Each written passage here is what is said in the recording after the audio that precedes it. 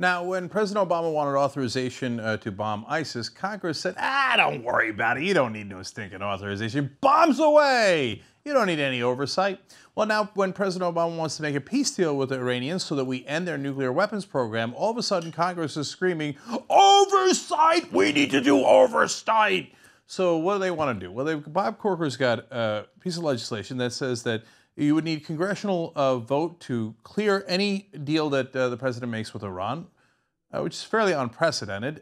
There's a ratification process for treaties. That's a different thing. This is a bill that says, no, you got to clear it through Congress first, and it would temporarily suspend President Obama's ability to waive economic sanctions. That's the whole point of the negotiations. They give up their nuclear weapons program, and we stop our sanctions. Congress wants to take the president's ability to do that away from him. Why? Because they don't want a deal. They want war, right?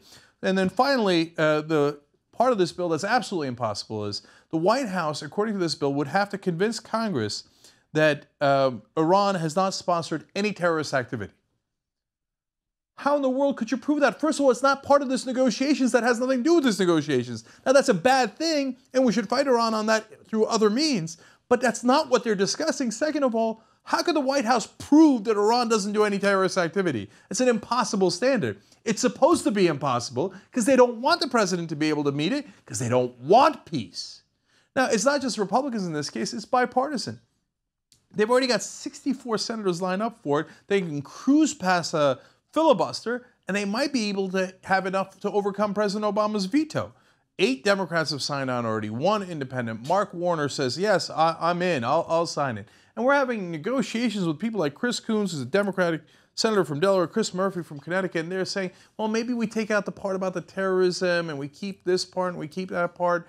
Even the ones who disagree, like Barbara Boxer of California, she's got her own version where the White House has to come back and clear it with Congress every 3 months, and they've got to make sure that the Congress has the ability to reinstate sanctions without the president, et cetera. So everybody agrees this is the one thing we need massive oversight for. My God, Mr. President, whatever you do, don't do peace without any oversight from Congress. If you want to do war without any oversight, have at it. Anytime you like. Republican president, Democratic president, doesn't matter.